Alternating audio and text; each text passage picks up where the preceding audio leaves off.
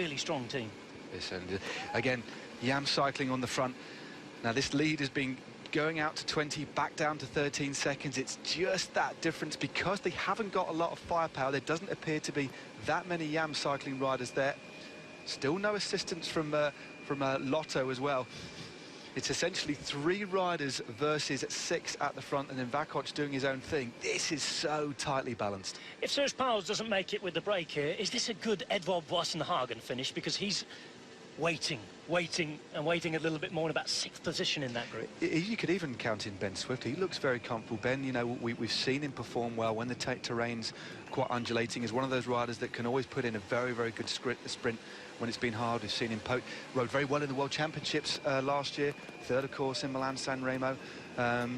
Desperately looking for a win after finishing, after a kind of a season that's been plagued with injuries.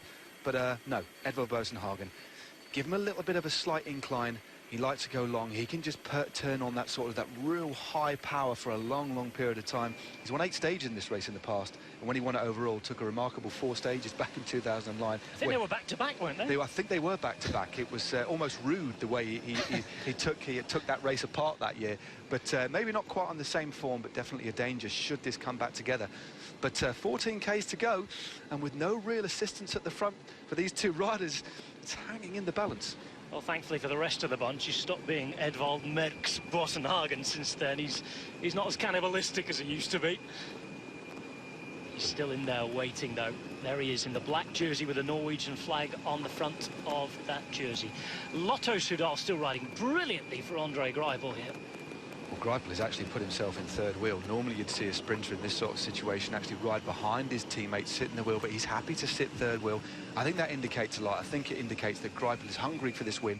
He doesn't want to hit the front, he wants to stay there, but clearly full of confidence after managing to haul his enormous frame over the very difficult climbs. An alternative theory for you. If he doesn't have the legs towards the end, Jens de Busscher, he's not a bad finisher, is he? Yeah, de Busscher is a very, very fast finisher. Former Belgian national road champion. You know, he's had a couple of wins himself this year. Again, they've got a very, very strong team, very, very deep. And of course, let's not count out Gaviria as well. This is going to be a really interesting finish. Bear in mind, most of these continental riders who pretty much fill up this group won't know the finish. They'll have seen it, they probably would have looked on Google Street View, but they won't have felt it. They won't have seen the road. They're probably not aware that maybe the final few hundred metres are kind of quite unusual. But Vakoc, just under 13 Ks to go, still alone. Google servers mustn't have known what was hit them 24 hours ago. Yeah. They'd probably never had so many searches for Cone High Street in their lives. Here's Petr Vakoc, then 12.5 kilometres to go. Stage 2 of a very exciting Tour of Britain so far. Fernando Gaviria in there, ready. Will it be a Vakoc day? Will it be a Stibar day? Edic's Quick-Step picked to the post. Just a tyre width from Mark Cavendish's wheel. The winner yesterday, Elia Viviani of Sky. He's in the yellow jersey. He will not be retaining his yellow jersey, by the way, as the rest of the breakaway is done for the day. Well, this is, the junction has been made. This is where we'll see some of the sprinters teams start getting into the mix. Yam Cycling have done the job, as have Tinkoff Saxo. Some great relaying by them, not letting that lead go out too far. And with limited resource, you've got to hand it to them to bring that break back. That was hard. I think we should start to see now the riders of Lotto Soudal in the red there. You can see Marcus Seberg just sat on the wheel. One man still out in front of his own. And there, look at the devastation that has been caused. 8 minutes 11 back to the yellow jersey group of Elia Viviani now.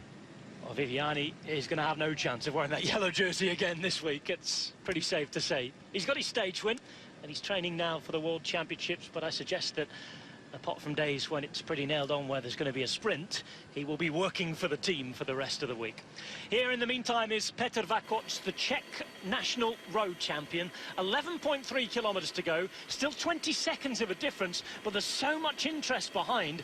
Now, that group that we're seeing on the screen now from the helicopter, there's a real mix between sort of the odd big sprinter who's made it, Andre Greipel, the second-tier sprinters like the Trentines, maybe even Gaviria, if you want to consider him, because he climbs so well in that bracket.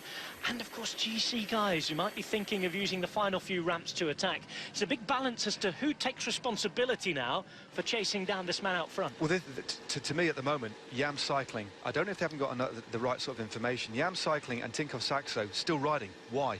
It's not their job to bring back the rider out in front of Vakoc. Team do it, wouldn't you? Yeah, it should be Greipel's team. It should be MTM Quebec could take it up in Team Sky, but the other teams at the moment, they're happy. I have a feeling that these two riders in the front still think there's more riders out in front. They have one sole rider. Their job is done. They brought back that very dangerous group comprising of 6 World Tour teams, and now everybody else is just letting them do it, but the lead has gone out, so fair play to Vakoc. Interesting conversation going on about 15 wheels back. Matteo Trentin pulls alongside the stagiaire Fernando Gaviria, already got his first win in the Czech Tour for his new team. He's a sensation from the track in Colombia. He beat Mark Cavendish, remember, racing in the early season Tour de San Luis. If you're maybe a casual viewer and you're talking in football terms, it could be considered a pre-season friendly, if you like. It was a race down in January when Cav was still going, warming up, let's say, and Gaviria had been in fantastic form from racing all winter on the track. Gaviria is fast, he's young, he is very, very raw. I wonder if Trentin was saying, how are you? You all right? You're going to have the legs for this? Or, if he doesn't, that then switches surely to Trentin, who's a good sprinter himself. Yeah, because we know Mark Cavendish isn't there. I don't think Mark Renshaw is in that group, and Renshaw we know can finish off a race if needs be. But that's definitely, without actually being there, I think that's a pretty good educated assessment of that situation. They'll be discussing it amongst themselves, as we talked about yesterday.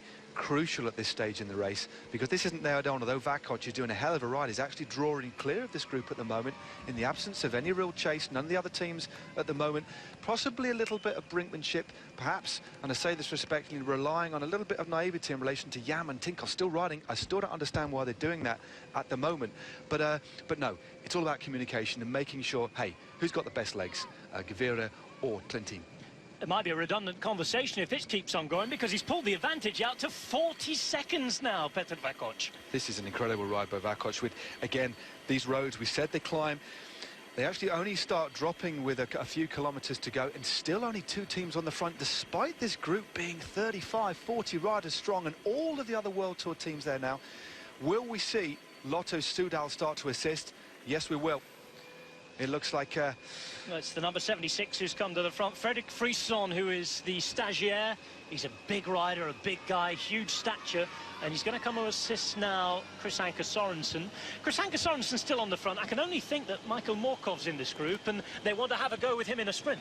Definitely, but although they've got Michael Morkov there, they've also got every single World Tour team in the mix there. So it's just... the fact that the other teams have allowed them on the front, I don't know whether he's fully aware of who's out in front. I'm just ever so slightly puzzled by that, but still a definite willingness from Sorensen. This is looking very good at the moment, although another 15 seconds has been sliced off. Is that neutral service car a little too close for you behind? Because cars so close behind can also have an aerodynamic advantage. They can. They can have. I'm not a physicist, but I do know there is an advantage. I know a colleague of ours, Mr. Hales, who's working for the host broadcasters down here, he would be absolutely livid about that. I think he'd be very much more in tune with this situation, like I know you are, because sense has prevailed in Lotto Soudal colours. They're having a go at this, and it's time that they took up the work. Perhaps they were just waiting to that 10k to go mark before they switched the switch on. I think you're right. I'm just looking into that group, and I actually can see the other rider from Tinkoff Saxo, very, very fast finisher, Michael Morkov, nestled in the middle of that group.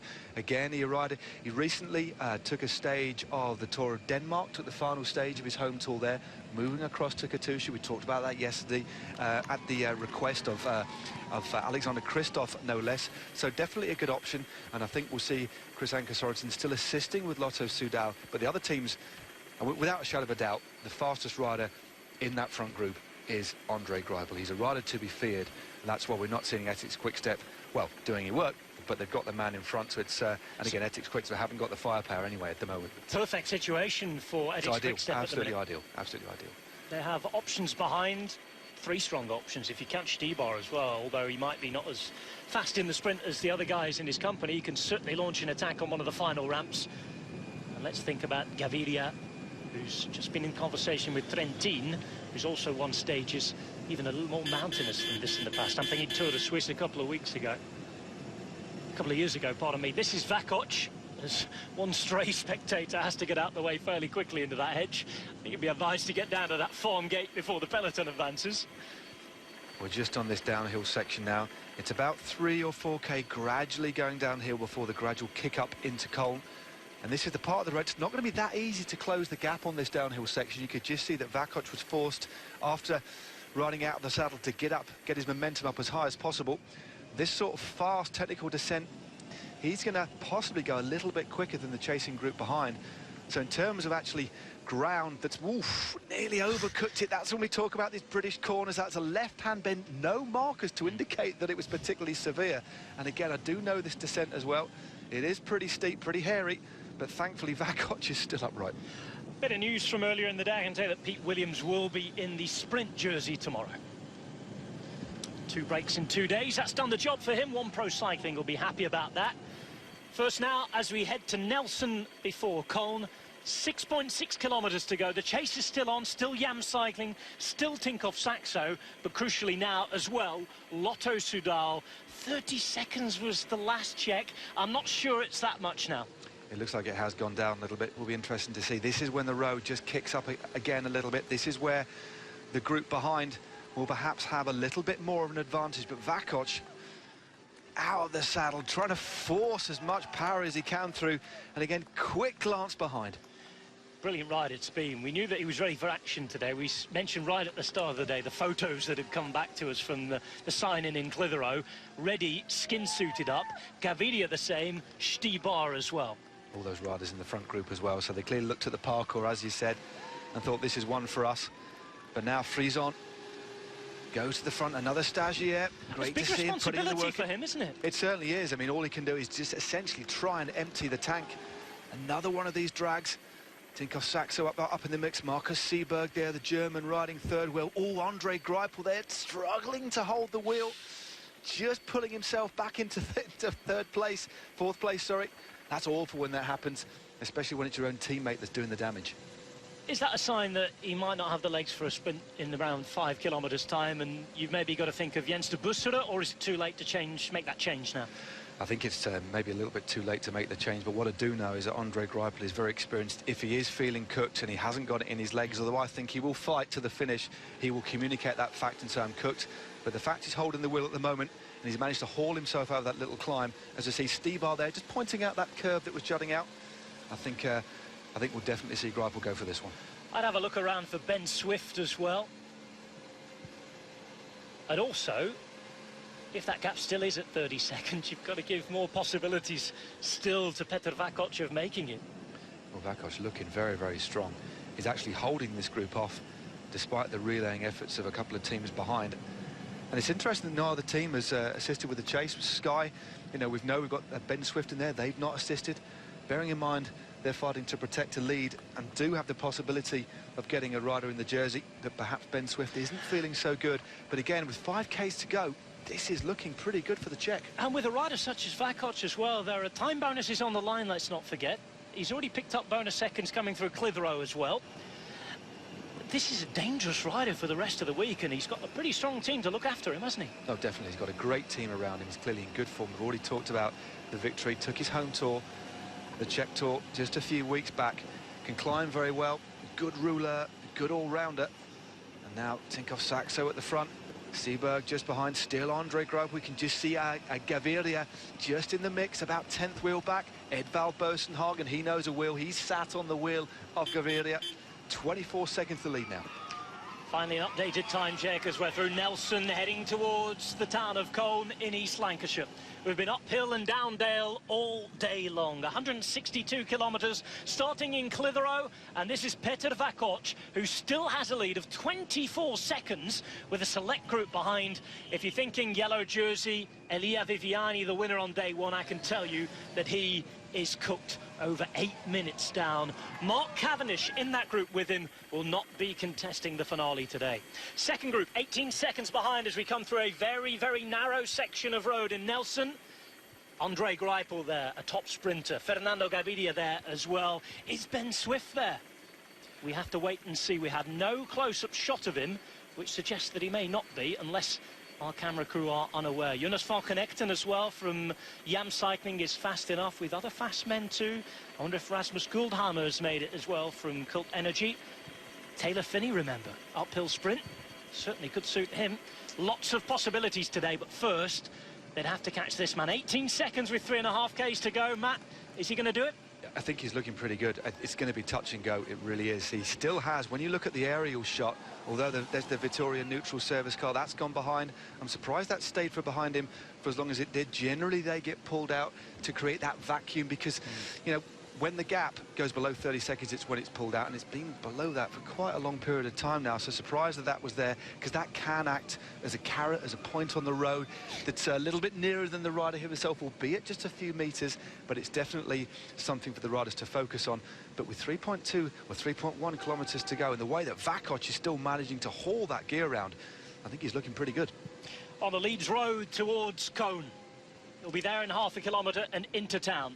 3 kilometres remain, and we finish on a finish that all the domestic pros will know from their days racing the Cone Grand Prix. They certainly will. We've had the Cone Grand Prix here for many, many years, a race I've done myself. A little bit more. This race completely different, though. Now, this is where it changes. Zdeněk Štýbar comes to the front, so it's pretty clear that it's either Gaviria or Trentin. Trentin's at the back, so that's very, very interesting. I wonder if either Trentin is protecting Gaviria or not. With their man out in front, it's pretty strange that they're chasing down, or do they know that they've got a man out in front? That was a little bit odd. It looked like, to be fair, it looked like Štýbar was actually pressing on a little bit, but sometimes what you do find with riders, although you don't see it so much at World Tour level, generally if a team are willing to ride on the front, they can do so unhindered. Occasionally you do see riders slotting into line just to mix things up a bit. I don't know if Štýbar was trying to block there. That certainly looked worryingly ambiguous to me, but hey, still got 15 seconds, just over 2K to go. He's not just in the same team, it's his compatriot as well. I was going to say. Very strange. They wait, though, ready. Perhaps they just know this is going to come back together. Look at Greipel pulling on the front. It must be a Jens de Busse today. It's got to be. I think Greipel is a little bit cooked. We wouldn't see him on the front if he's got any designs. He's going to try and empty the tank. De Busse, we know, is a class sprinter. And the way on the little drags on the finish, a couple of kilometres ago, we saw Greipel struggling to hold the wheel. Perhaps he feels he hasn't got it. That's why he's willing to sacrifice himself. But with 15 seconds still to go, a lead, 1.8, it's looking good for the Czech. It's looking really good for Petr Vakoc. A lot of questions to be asked at the end of this race. We've seen Andre Greipel pulling on the front. We've seen Etixx Quick-Step chasing down their own man. It's crazy on the streets of Cone. It certainly is. I think he's going to hold on. This is looking very good. It looks like he's extended it. Now we're seeing Cannondale, Garmin on the front. They've left it very, very late indeed. Lotto Soudal have now dropped away completely. Peter Kenyak on the right-hand side. On the left-hand side, it's still Etixx Quick-Step again who come to the front. Again, I'm not all too sure that the communication's there today. Well, perhaps, it's very unusual, perhaps they're going to try and time it right to get the stage-winning Gaviria in second place to perhaps take the overall in terms of time bonuses. I really don't know, but quite an interesting situation out on the road. But with a 15 seconds lead, still a kilometre to go, it looks like it's good for this man. Last kilometre for Petr Vakoc. We said that this could be a stage that affected the overall general classification. If he can keep this lead, then he'll be right up there in the yellow jersey hunt. Time to try and bridge the gap. It's Stefan Küng.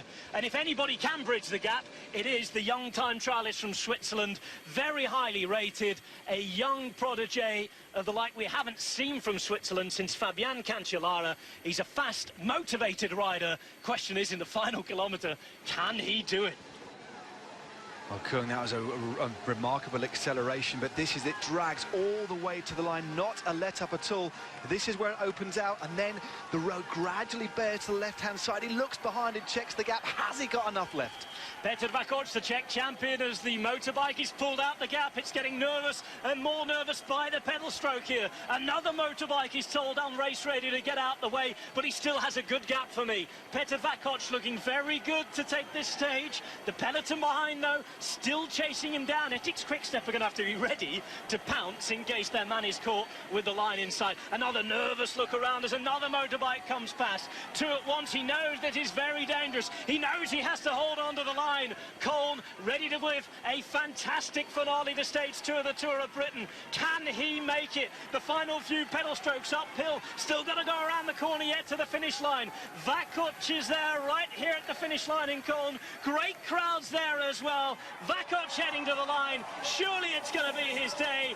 Peter Vakoc there after 4 hours up and down in the East Lancashire Hills, and he is going to take stage 2 of the Tour of Britain. It belongs to the Czech champion Peter Vakoc. Coming in behind, it's one of the riders from Movistar to take it. Shakes his head. Boassenhagen's there in third as well. Hands up, a cheer from Matteo Trentin as he crosses the line, and he had a job really well done for Ethics Quickstep.